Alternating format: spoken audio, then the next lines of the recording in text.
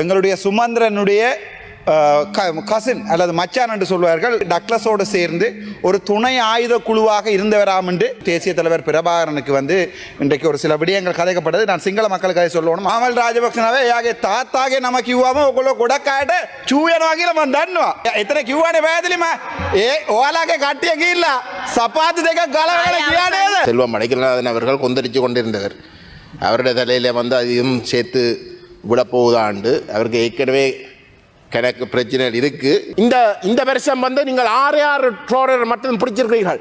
ஆனால் ஆயிரக்கணக்கான ட்ரோலர் ஒவ்வொரு நாளும் இன்றைக்கு வடமாகாண கடல் பிறப்புக்குள்ள எங்களுடைய மீனவர்களுடைய சொத்துக்களை முற்றுமுழுதாக அளிக்கிறார்கள். இப்படிப்பட்ட ஒரு நிலைமை இருக்க இதுக்கு முதல் இருந்த அரசாங்கங்களை சேர்த்து தான் நான் சொல்றேன். உங்களை பற்றி மட்டும் நான் சொல்ல இல்லை. மக்கள் தமிழ் பேசும் மக்களாக இருக்கின்றபடியினால் உங்களுக்கு அக்கறை இல்லை. உங்களுக்கு அக்கறை இல்லை. அங்கே இருக்க மீனவர்கள் தங்களுடைய தொழில் செய்ய முடியாமல் வெளிநாட்டுக்கு சென்றால் நீங்கள் அந்த நிலத்தை நீங்க பிடிக்கலாம்னு தான் யோசிக்கிறீங்களே தவிர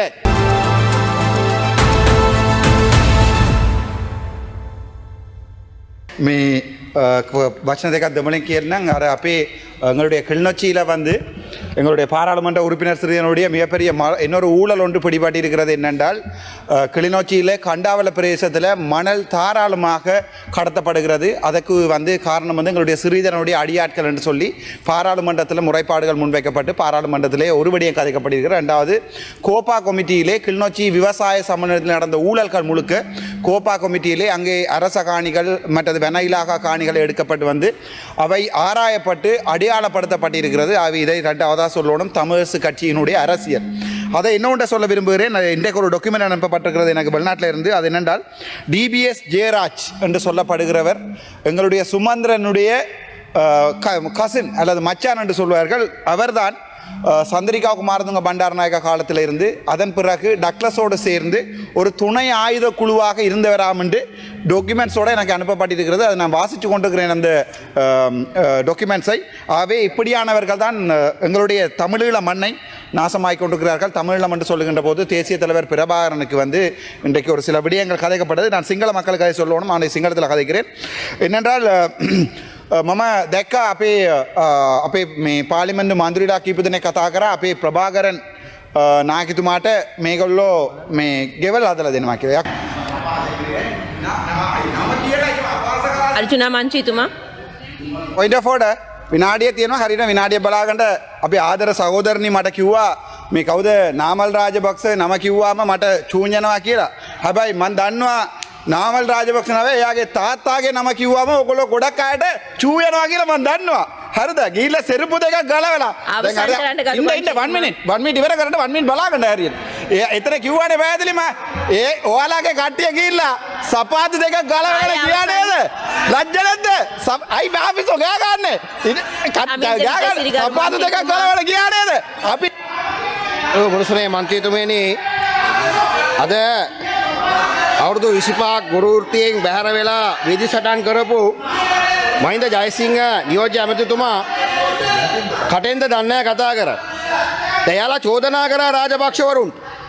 හැබැයි මහින්ද ජයසිංහ ඇමතිතුමා රාජපක්ෂවරු හැදුවේ නිර්මාණය කරේ ඔයාලා. கௌரவ உறுப்பினர் அவர்களே, கௌரவ பிரதி அமைச்சர் முனாஃபர் முனீர் அவர்கள் சொன்ன ஒரு சில கருத்துகள் உண்மையிலே நான் நினைக்கிறேன் கௌரவ ரிஷாத் பதூதீன் சம்பந்தமாக தான் குறிப்பாக சொன்னவர். பக்கத்திலே இருக்கிறவரும் மன்னார் மாவட்டத்தை சார்ந்த பாராளுமன்ற உறுப்பினர் திரு செல்வம் அடைக்கலநாதன் அவர்கள் கொந்தளித்து கொண்டிருந்தவர். அவருடைய தலையில் அதையும் சேர்த்து விடப்போவதாண்டு அவருக்கு ஏற்கனவே கணக்கு பிரச்சனைகள் இருக்கு. இதையும் தண்டை தலையில் போடக்கூடாதுக்காகத்தான் அவர் அதை சொன்னார். நீங்கள் பேரை சொல்லியிருக்கணும். இந்த அவசரகால சட்டத்தின் பிரகாரம் கொண்டு வரப்படுகின்ற இந்த தீர்மானத்தை நாங்கள் எதிர்க்கிறோம் கௌரவ உறுப்பினர் அவர்களே. அந்த வகையில் நான் இறுதியில் ஒரு டிவிஷனை கேட்க இருக்கின்றேன். நாங்கள் அந்த வாக்கெடுப்பில் இந்த அவசரகால சட்டம் நீடிப்புக்கு எதிராக எங்களுடைய வாக்குகளை செலுத்த இருக்கின்றோம். ஏன் அதை எதிர்க்க ஓணும் என்றதை பற்றி நான் நினைக்கிறேன் தமிழருடைய வரலாற்றை எடுத்து பார்த்தால் நாங்கள் புதுசாக ஒன்றும் இங்கு பதிவு செய்ய தேவையில்லை. இன்றைக்கு கூட தையட்டியில் வந்து பொதுமக்களும் பாதிக்கப்பட்ட மக்களும் அரசியல் பிரமுகர்களும் சிவில் சமூக செயற்பாட்டாளர்களும் போராடுகின்ற ஒவ்வொரு மாதமும் நாங்கள் அந்த பருவம் காலம் நாங்கள் போராடுகின்ற பொழுது போலீஸ் நீதிமன்றத்துக்கு சென்று அந்த போராட்டத்தை தடை செய்வதற்கு வந்து வழமையாக நடவடிக்கை எடுக்கிறார்கள். ஆனால் இந்த அவசரகால சட்டம் பிரகடனப்படுத்துவதற்கு பிற்பாடு இந்த அவசரகாலம் என்ற விடயத்தையும் சுட்டிக்காட்டி அவ்வகையான ஒரு காலகட்டத்தில் இவ்வகையான செயல்பாடுகள் எதுவும் எடுக்கக்கூடாதென்ற கருத்தையும் பதிவு செய்து அங்கு அவர்கள் அந்த தடையை எடுப்பதற்கு முயற்சிக்கிறார்கள். அது நீதிமன்றம் அதை மறக்குதே தவிர இந்த நிர்வாகம் அந்த சட்டங்களை எந்த வகையிலே பாவிக்கிறார்கள் என்றதை வந்து வடகிழக்கில் இருக்கக்கூடிய அனைத்து மக்களுக்கு நன்றாக தெரியும். பயங்கரவாத தடுப்பு சட்டத்தை ஒரு கொடூரமான சட்டம், அதை நாங்கள் நீக்க போகிறோம் என்று சொல்லிக்கொண்டு இன்றைக்கு கிடைக்கிற ஒவ்வொரு சந்தர்ப்பத்திலையும் வந்து அந்த பயங்கரவாத தடுப்பு சட்டத்தை தான் வடகிழக்கில் வந்து அரசியல் ரீதியாக இந்த அரசாங்கத்தை எதிர்க்கின்ற ஒவ்வொரு சந்தர்ப்பத்திலையும் வந்து இந்த அரசு வந்து அதை பயன்படுத்துகின்றது. ஆகவே நாங்கள் இதை கடுமையாக எதிர்க்கிறோம். நாங்கள் இதை நிச்சயமாக இந்த சட்டத்துக்கு எதிராக நீடிப்புக்கு எதிராக நாங்கள் வாக்களிப்போம். ஆனால் இந்த அவசரகால சட்டத்தை நீடிப்பதற்கு சொல்லப்படுகின்ற காரணம் வந்து டித்வா புயல் காரணமாக ஏற்பட்ட பாதிப்புகளை சரியான வகையில் கையாண்டு அதை நிவர்த்தி செய்வதற்கு தேவைப்படுகின்ற செயல்பாடுகளை உறுதிப்படுத்துவதற்கு வந்து இந்த அவசரகால சட்டம் தேவை. ஏனென்றால் அதை குழப்பக்கூடாது. எதிர்ப்பு நடவடிக்கைகளை எடுத்துக்கொண்டோ மக்கள் குழம்பியோ அந்த திட்டங்கள் குழம்பக்கூடாது, தாமதிக்கப்படக்கூடாது என்றதுக்காகத்தான் உங்களுக்கு இந்த அவசரகால சட்டம் தேவை என்று நீங்கள் சொல்கிறீர்கள். ஆனால் இந்த அரசாங்கம் வந்து இப்போ ஒரு வருஷத்துக்கு மேலே நாங்கள் இந்த பாராளுமன்றத்தில் வந்து இந்த டித்வா புயலில் நடைபெற்ற சேதங்களை போன்று இதுக்கு முதலும் எத்தனையோ புயல்கள் வடமாகாணத்தில் குறிப்பாக யாழ்ப்பாணத்தில் வந்து நடைபெற்றிருக்கின்றது. 2020ஆம் ஆண்டு நெடுந்தீவில் வந்து புராவி புயல் என்று அங்கு அடித்து 2020ஆம் ஆண்டு டிசம்பர் மாதம் 20 மில்லியன் ரூபாய்க்கு வந்து சேதம் அங்கே இருக்கக்கூடிய நெடுந்தீவு மக்களுக்கு வந்து இடம்பெற்றது. அந்த விடயங்கள் இந்த பாராளுமன்றத்தில் இந்த அரசாங்கம் இந்த பாராளுமன்றத்துக்கு வந்ததுக்கு பிற்பாடும் வந்து பல தடவைகள் வந்து இங்கு பேசப்பட்டது. நான் நினைக்கிறேன் கௌரவ ஸ்ரீதரன் அவர்களும் வந்து இதை பற்றி வந்து பேசியிருக்கிறார். ஆனால் இதுவரைக்கும் வந்து ஒரு சதம் அவர்களுக்கு கொடுக்கப்பட இல்லை. 2020ஆம் ஆண்டு செய்தவர்கள் எல்லாம் தவறு, அவர்கள் காசடித்தவர்கள், இது செய்தவர்கள், அதை செய்தவர்கள் என்று சொல்லிக் கொண்டிருக்கிறவர்கள் ஒரு வருஷத்துக்கு மேலே ஆட்சிக்கு வந்து அங்கே ஒவ்வொரு மாதம் வந்து டிஸ்ட்ரிக்ட் கோஆர்டினேட்டிங் கமிட்டி கூட்டங்கள் நடைபெற்றும் இந்த பிரச்சனை கிளப்பப்பட்டும் கூட அந்த நிவாரணங்கள் அவர்களுக்கு அந்த மக்கள் பாதிக்கப்பட்ட மக்களுக்கு வந்து கொடுக்க வேண்டிய எதுவும் வந்து கொடுக்கப்பட இல்லை. 2021ஆம் ஆண்டு இதுக்கு முதல் ஆட்சியில் இருந்தவர்கள் வந்து வடமாகாணத்துக்கு 58 மில்லியன் ரூபாய் ஒதுக்கப்பட்டிருந்தும் வந்து நெடுந்தீவுக்கு வந்து ஒரு சதமும் ஒதுக்கப்படவில்லை. ஆகவே இதுகளைத்தான் நீங்கள் செய்யும். இதுகளுக்கு வந்து அவசரகால சட்டம் தேவையில்லை. இதில் எப்போ செய்திருக்க வேண்டிய விஷயங்கள் இதுகளை செய்யாமல் நீங்கள் இன்றைக்கு வந்து இந்த அவசரகால சட்டம் ஏதோ டிட்வாக்காகத்தான் தேவைப்படுகின்ற சொல்றது எங்களை பேக்காட்ட இயலாது. இது நிச்சயமாக உங்களுடைய அரசியல் செயல்பாடுகளுக்கு மக்கள் மட்டத்திலே வளருகின்ற இந்த எதிர்ப்பை மறுக்கிறதுக்கும் அதை அடக்குவதற்கும் வந்து உங்களுக்கு தேவைப்படுகின்ற அதிகாரமாகத்தான் நாங்கள் இதை பார்க்க வேண்டியிருக்கின்றது.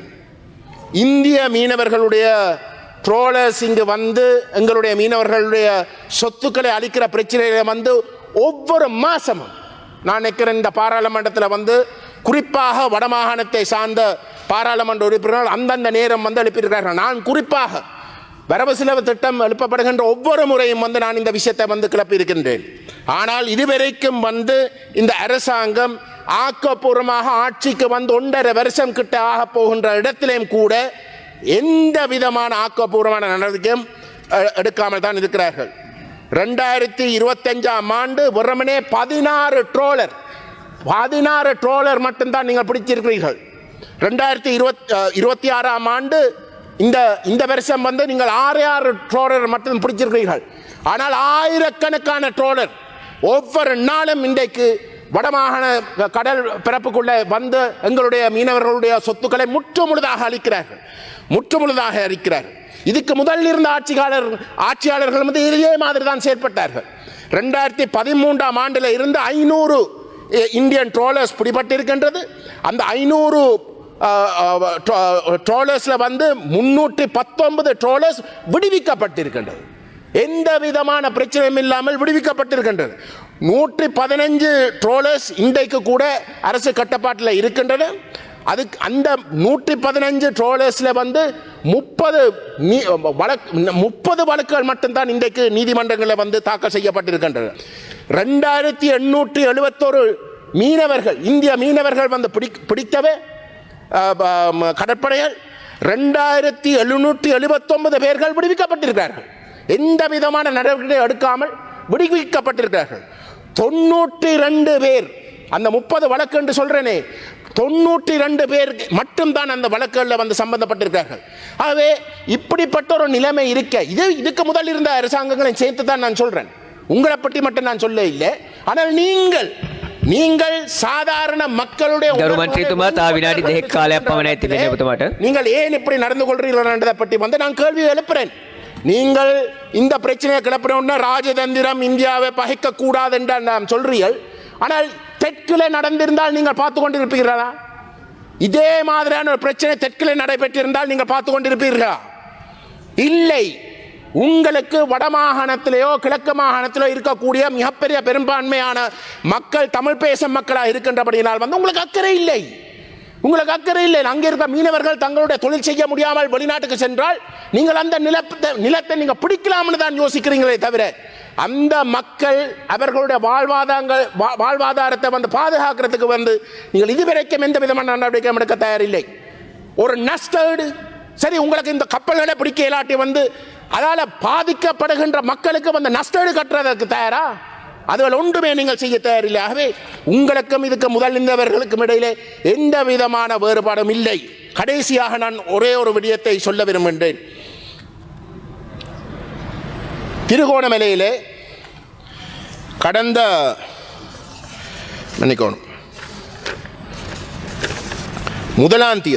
February 1 I will say this in English, but I don't want to be misunderstood, and I think the honorable members opposite must understand it in its proper context. On the 1st of February, a cremation in Trincomalee took place, that of Chief Incumbent Nayaka Thera Gokanna Rajamaha Vihara. Now his cremation took place at the Municipal Council Hesa grounds. Now that grounds, honorable presiding member, is a grounds that is almost entirely used by Tamil children. Now Tamils have this culture that when somebody is cremated, that is almost a holy thing to do. When you go to the crematorium, you go barefoot. ගරුමන්ත්‍රීතුමා කාලය අවසానයි අවසන් කරන්න. I'm winding up because people don't like treading on where their dead are either cremated or buried. That is part of our culture. And when a honorable and venerated Pikku is cremated in such a public place where people normally use, then the culture suggests that they can't go there. They must not step there. Now the same thing happened when the military took over LTT Carter's grave sites. We wanted those grave sites to be returned because those sites are today camps. People walk over those graves. It is ගරුමන්ත්‍රීතුමා කාලය අවසానයි අවසන් කරන්න. sentiment that we are saying. So because this happened, there is a gentleman called Rajkumar Rajiv Kant. He raised the matter. අවසන් කරන්න ගරුමන්ත්‍රීතුමා. I'm raising it. He raised this matter on Facebook. And he said that you must understand the sentiments of the people. This is not to disrespect what a venerated Buddhist monk should have. He must be cremated in a public place, yes indeed. But the place that must be chosen must be such. ගරු මන්ත්‍රීතුමා මීට වැඩිය කාලය දෙන්න අපහසුයි. That it does not, I'm finishing. That it අවසන් does not in කරන්න. any way harm other people's sentiments. Now he ගරු සුසන්ත කුමාර නවරත්න ගරු මන්ත්‍රීතුමා ඔබතුමාගේ කතාව ඔබතුමාට විනාඩි 9ක කාලයක් තිබෙනවා. that hounding must stop.